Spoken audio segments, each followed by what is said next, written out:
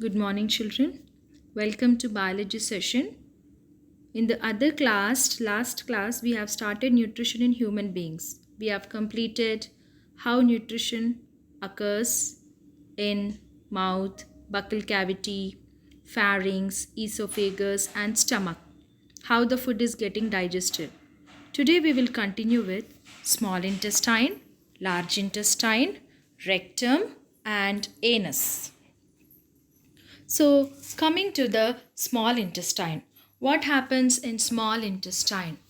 So, food in the form of slimy substance where some of the proteins and carbohydrates have already been broken down into chyme in the stomach. So, now the food material passes from the stomach into the small intestine.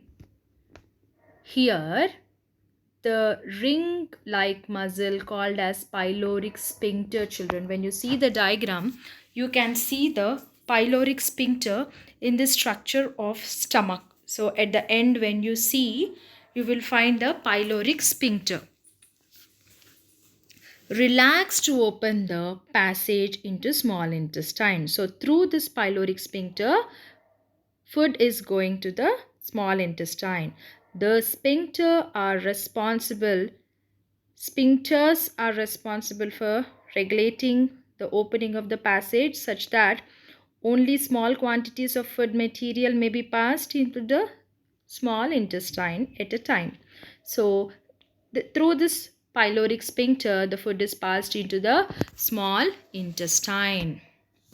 Small intestine is a very longest part, children. First of all, you have to remember that it is the longest part of the alimentary canal. It is the site of further digestion of carbohydrates, proteins, and fats. It receives the secretion of liver and pancreas for this process.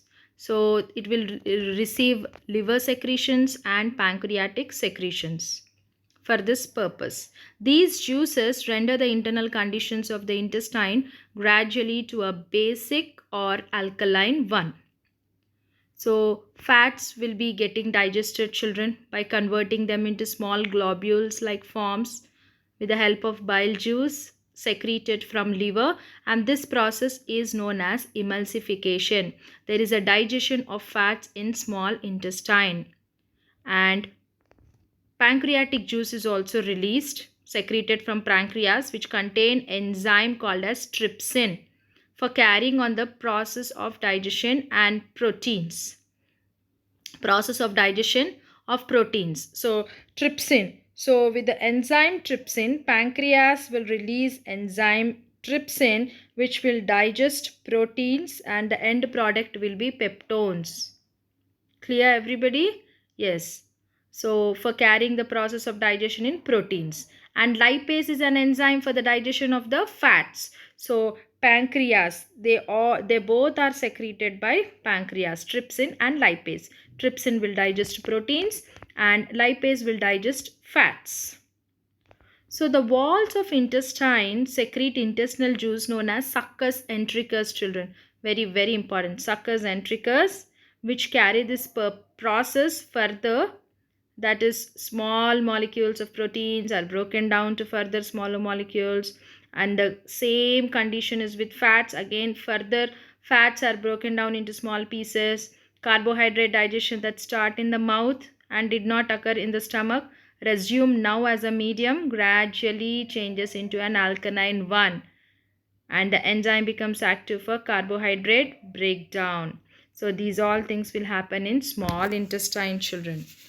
And one more important thing is that transport of product of digestion from intestine into blood is called as absorption. So from the intestine directly it is transported to the blood.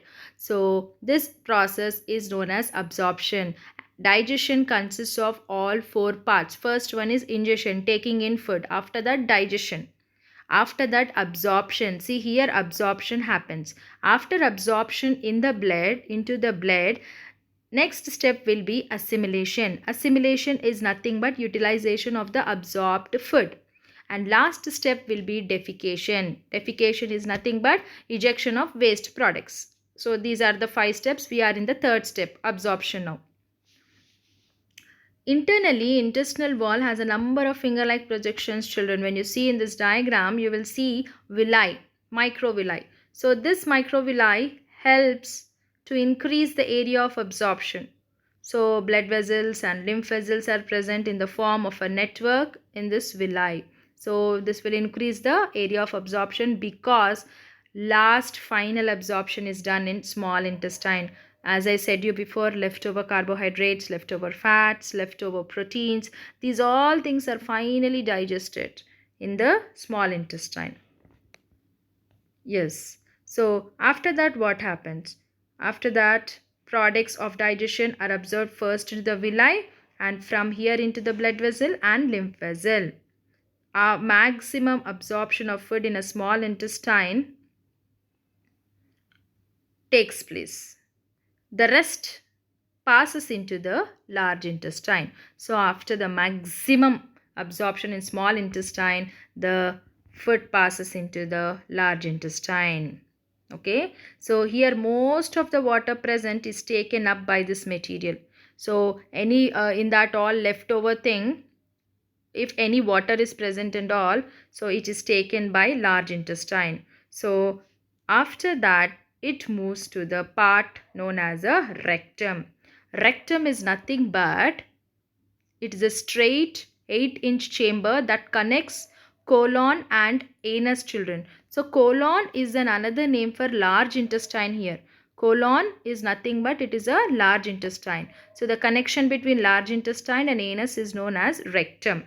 After rectum, it passes through the anus. So the passage of undigested materials from body by the way of anus is known as defecation. So food that passes out of the anus still contains some amount of proteins, fats, carbohydrates, roughages, fibers, these all things. So in that way the digestion happens. So finally there will be a final step known as defecation. So here you have an enzyme chart, children. So ptyalin is secreted by salivary glands, secreted into buccal cavity, saliva, acts on carbohydrates, and end product is dextrin and maltose. So be very thorough with enzyme and where it acts and what is the end product. Peptin is released from secreted by stomach. It acts on proteins and convert into peptones. Bile juice is secreted by liver. It acts on fats and this is the for large molecules it will break down into small globules. That will be the end product. Amylase is an enzyme which is secreted by pancreas. It acts on carbohydrates and it will convert into maltose. Trypsin is an enzyme secreted by again pancreas. So these all digestive juices and enzymes as I already said you. So it acts on proteins and give peptones. Lipase acts on fats and give fatty acids and glycerol. Peptidase acts on peptidase and gives product known as amino acids. Sucrose acts on sucrose and it gives glucose. End product is glucose. You have to be very thorough with these enzymes, digestive juice, where it acts and what is the end product. So this is about the digestion, children. So I hope from mouth to anus you understood nutrition, how the nutrition takes place in human beings. And I've also inserted a video over here, the journey through your digestive tract. You can go through this video. Assignment. Write a short notes on small intestine. Define emulsification. What did you understand by the word microvilli? Name the digestive juice produced in the small intestine. What is the other name of large intestine? Name the enzymes which helps in the breakdown of proteins. Name the enzymes secreted by pancreas. What is the end product of peptidases? So you have to answer all this as an assignment class task. This video you can watch it in your PPT. I'll share you a PPT. In that you can watch the video. Clear?